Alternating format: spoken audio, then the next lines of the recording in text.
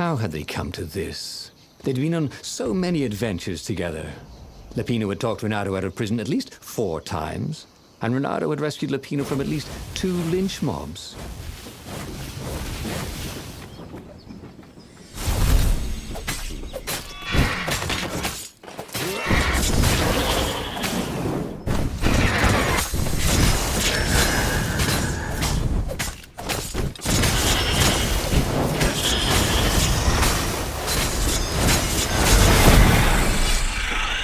But he'd always felt that the rabbit resented him. Lapino was hilarious because he was so down on himself and everyone else. But behind the laughs, he wasn't a happy camper. Ooh, was this payback? Or did the Empire have his little white tail in a vice?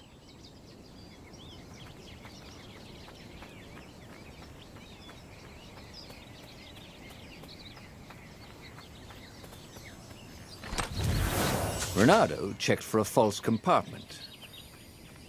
Nope.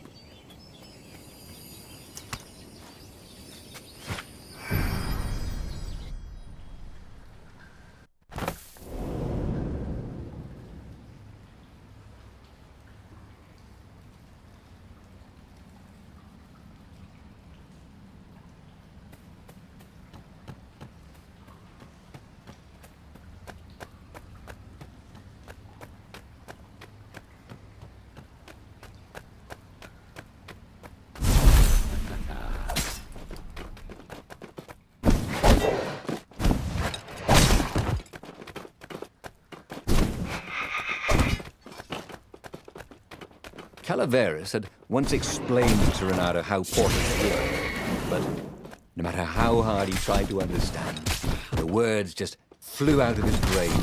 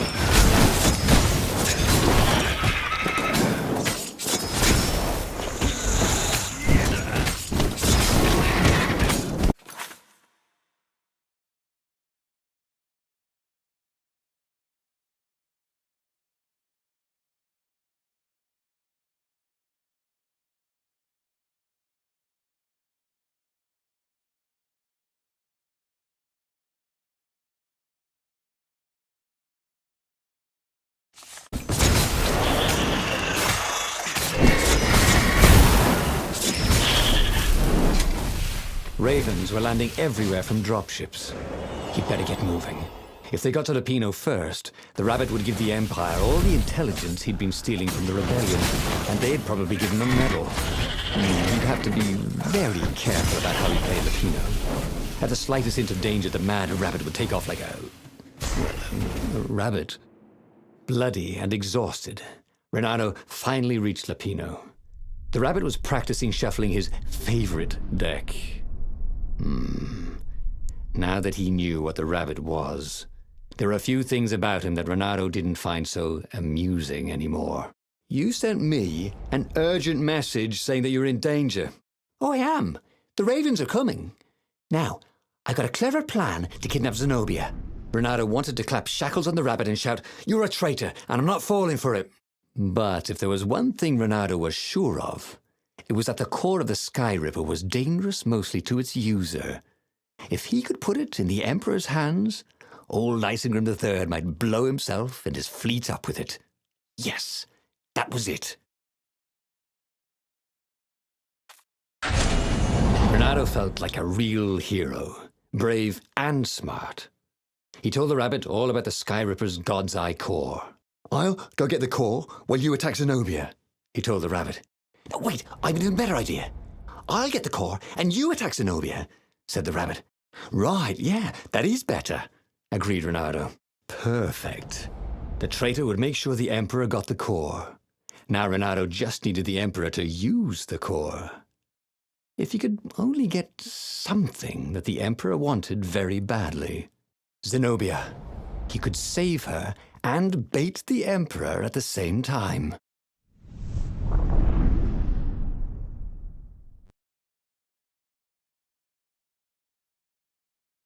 Right.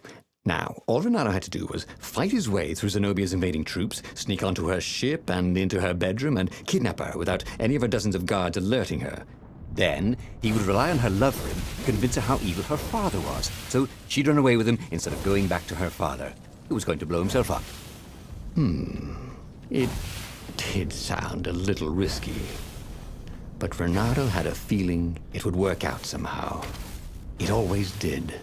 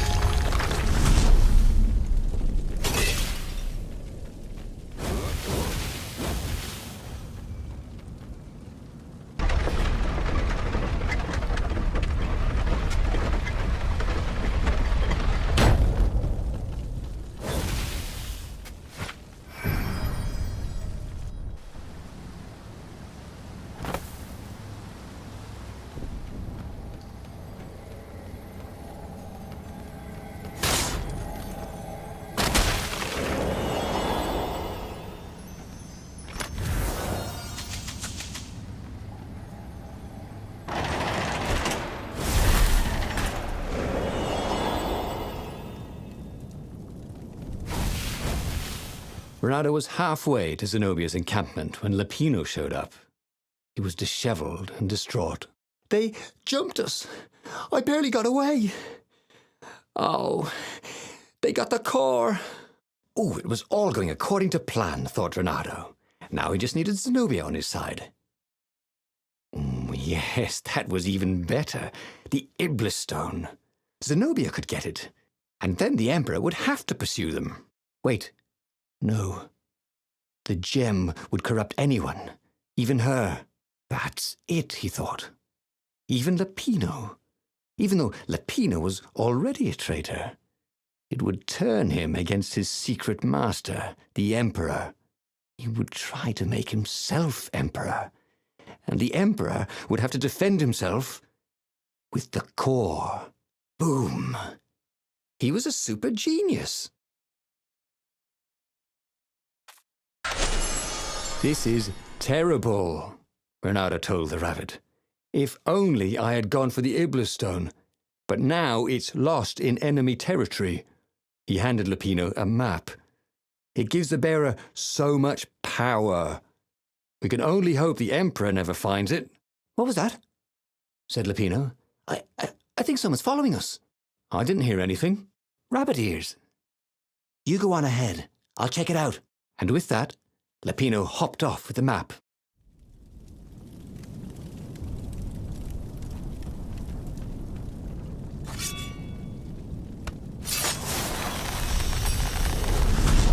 It was time for a little exploration.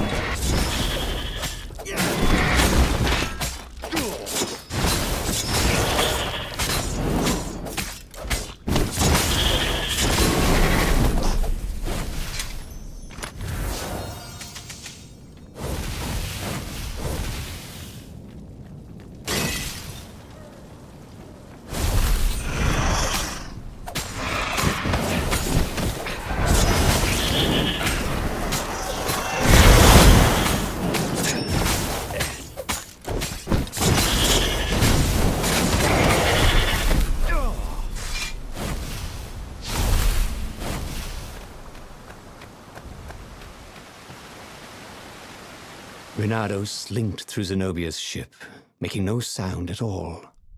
She was curled up on her bed. He'd forgotten how beautiful she was, how sleek, how soft. He tapped her on the shoulder with his sword. She was made of smoke, and he noticed he had a very solid blade to his throat. Did you Really think you could capture me? Purred a familiar voice. I just wanted to chat, said Renato. Did you ever wonder why the Emperor adopted you? He needs a sacrifice, someone who truly loves him, to make a bargain with the lost gods. That's a vicious lie. He wants to bring them back. That's crazy. Why would anyone... They could make him immortal. An eater of souls. And with that, her eyes widened. She understood. Renato told her how he had rescued a priest whose order had been massacred, how he had slept in a burnt village. At midnight, the Emperor's victims had come to him in his dreams to tell him of the hideous eldritch rituals they'd been sacrificed in. He could still see those kittens and puppies, their wide, sad eyes, their moist noses. You can't prove that. I've got a witness at the observatory.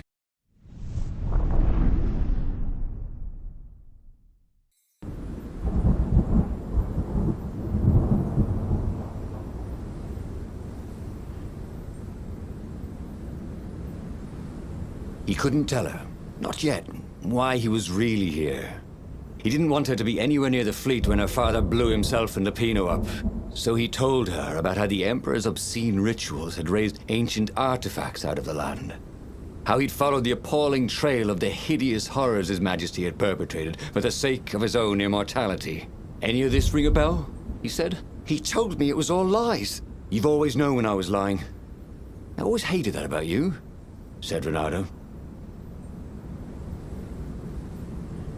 The rebellion had started after atrocities that the Empire hushed up. Renato had rescued a priest whose order had been massacred for one book. He had slept in a burnt village. Dead kittens and puppies had come to tell him what the Emperor had done to them.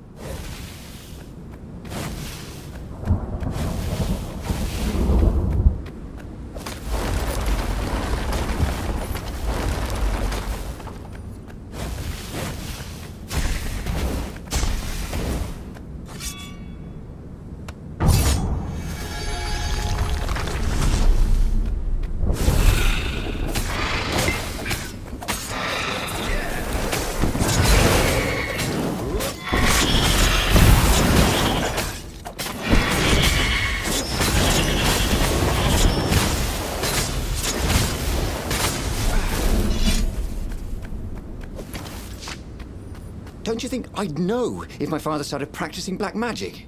Why? Would you join in? No! I'd destroy his books and I'd...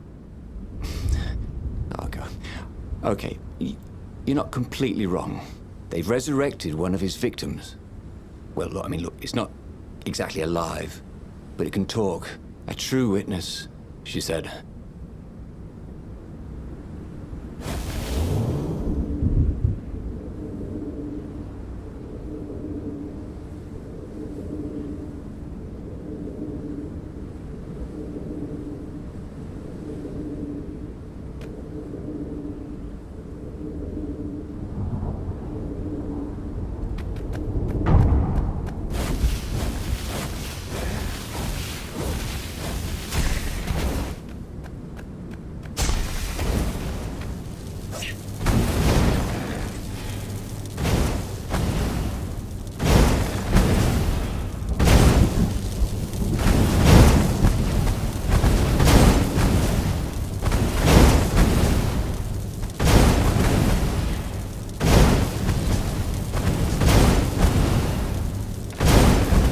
How far exactly did these things travel?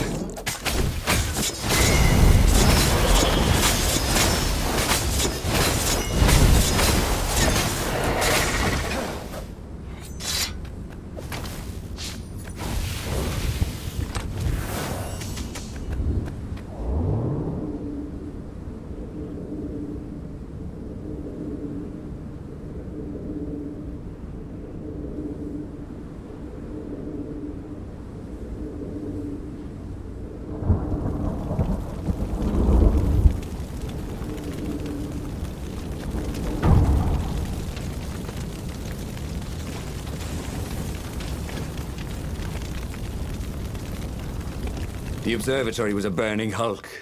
Dead scientists and black feathers everywhere. The Ravens had taken special care to burn the reanimated witness to cinders. Zenobia stared at the carnage. He didn't want me to hear the witness, did he? I guess not. What's your plan? She asked. So, Renato explained his brilliant gambit. Sending Lapino to get the Iblis stone, become super powerful and corrupted, provoke the Emperor into using the core against him, thus blowing up both of them, and hopefully the fleet too. Let me visit your council, she said, shaken. I want to help. Could he really trust her?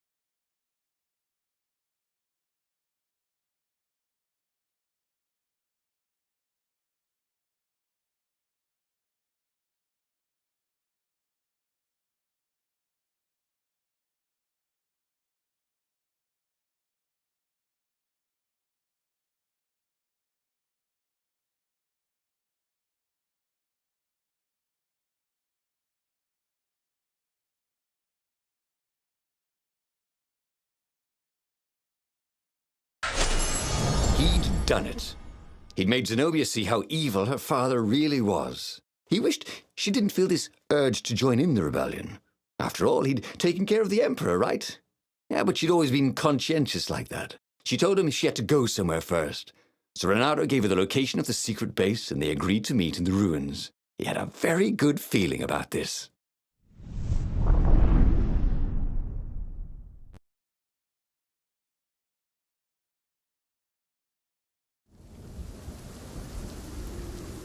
What had Zenobia gone off to do? What was more important than meeting the rebel council? Had he made a mistake, sending her to the ruins?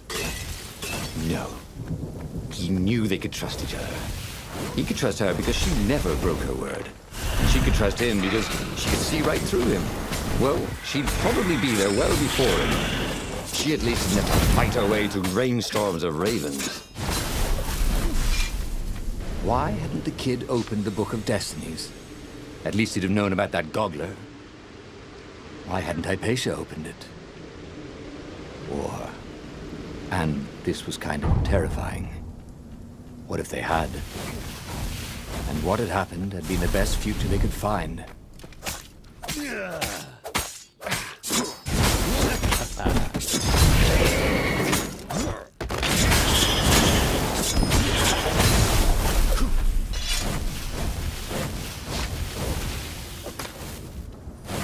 Impatient.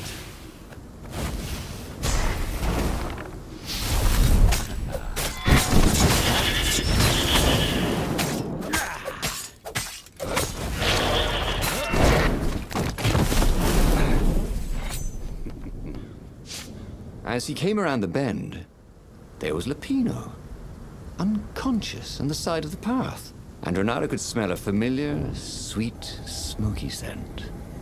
Who? Zenobia. It had to be. She never used a combat spell when she could use drowsy gas. That meant she had the Iblis stone. What would it do to her?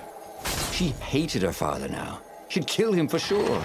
The council wouldn't mind if she killed the Emperor, but murdering her father would destroy her. He had to get to whatever ledge she was on and talk her down from it.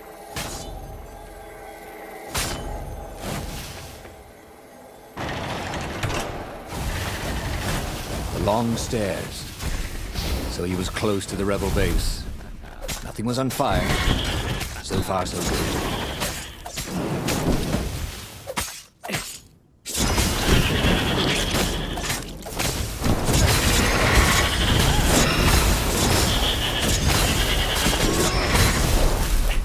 Renato wondered if he could learn to cook this way. Probably not.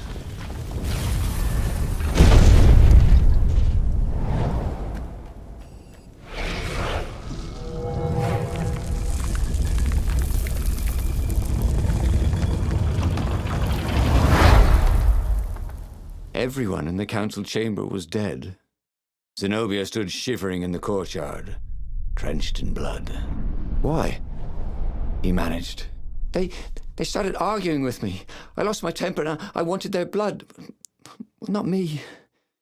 The stone did. Why did you take it from Lupino? I had a plan. You had a stupid plan, she said. I'm going to go kill my father now. No, you can't. You'll just take his place. You'll become worse than him. Get out of my way, or I'll kill you too.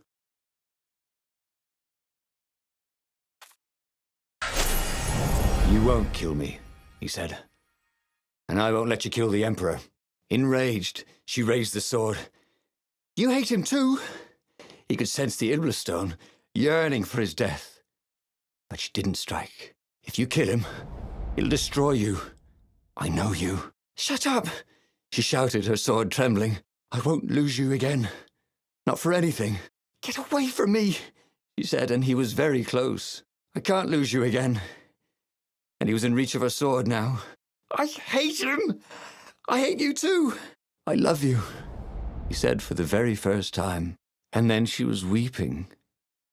He was holding her. The sword had dropped from her hand.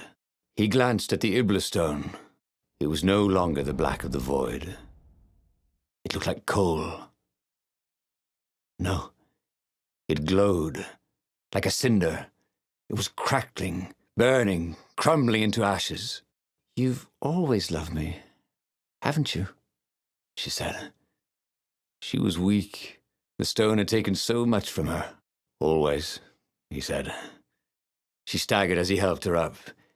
Let me take you away. Where? The island of Avalon. The sisters will heal you. He'll follow us. Then we need the Farfarer, the fastest ship in the Empire.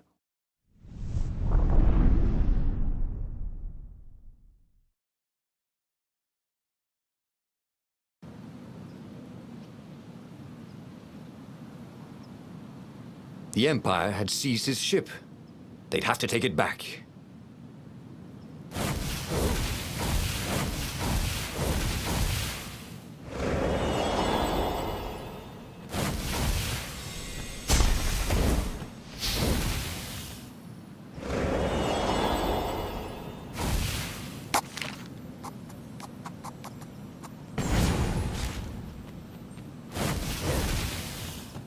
The portal was heavily guarded. Let's go someplace they really didn't want him to go.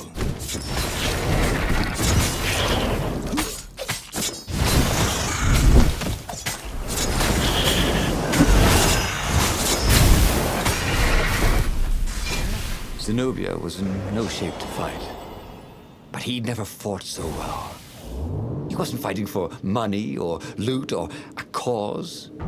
He was fighting for her, for them. His sword danced, his feet flew, and the ravens recoiled from his ferocity.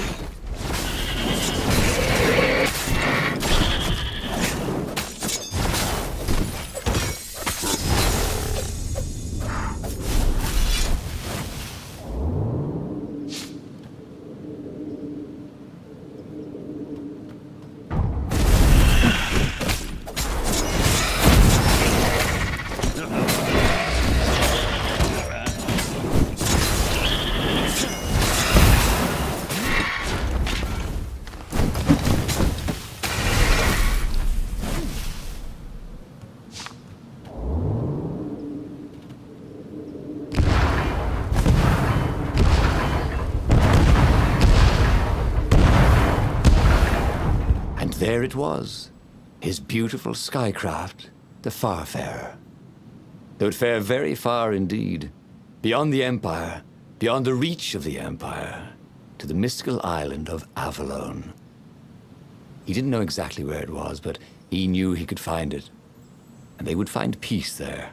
Second star on the right, and straight on till morning, laughed Zenobia. And they laughed together for the first time in a long time.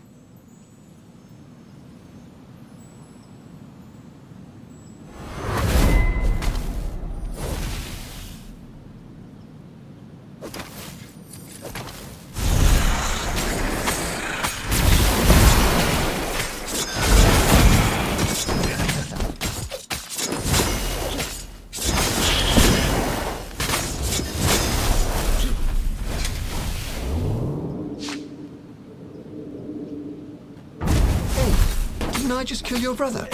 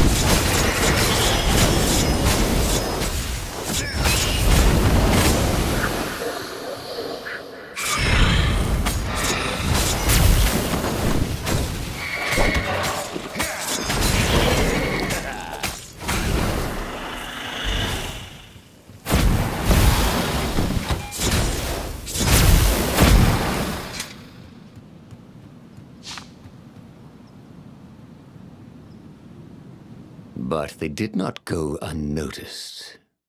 Scout ships lifted off, and the long lance of the Imperial flagship. Bernardo turned downwind to gain speed. The Raven ships could pursue, but they couldn't close. The Far Speaker croaked, "Return her and live!" "Go sacrifice yourself," yelled Bernardo. "Then you won't have her either." On the flagship, the Emperor was readying some arcane weapon. It couldn't be. It was the core. A devastating beam lanced out of the flagship. Bernardo zigzagged wildly to keep the Farfair out of it. Now the Raven scout ships were closing the distance, and the beam was getting closer too. Then came a blinding flash, and the air was searingly hot all around him. There was a thunderous, deafening roar. He could smell burnt oak and burnt feathers and burnt flesh. But when he could hear and see again, they were alive and unhurt, and they were alone in the sky. Zenobia embraced him. They had done it. Through luck and through love, they had won the war. "Avalon, here we come," he said as he held her arms wide in the prow of the boat and let her feel its speed. "Maybe the real Avalon is wherever we're together," she said. And so, after a bit of an argument, Bernardo and Zenobia went to one of the two Avalons, the one shrouded in mists, or the one in their hearts. But which one they went to, I'll never tell. He'd done it. He'd forged his own destiny. Well, he hadn't actually done it, but he knew what he would do. Bernardo smiled at the book. He practically wanted to kiss it. The kid's sacrifice hadn't been in vain. He'd saved the book and saved the world. Bernardo owed him and his mother so much. Bernardo lowered the mainsail and let the Farfarer shoot forward in the breeze. Second star to the right, and straight on till morning. This time, he would win.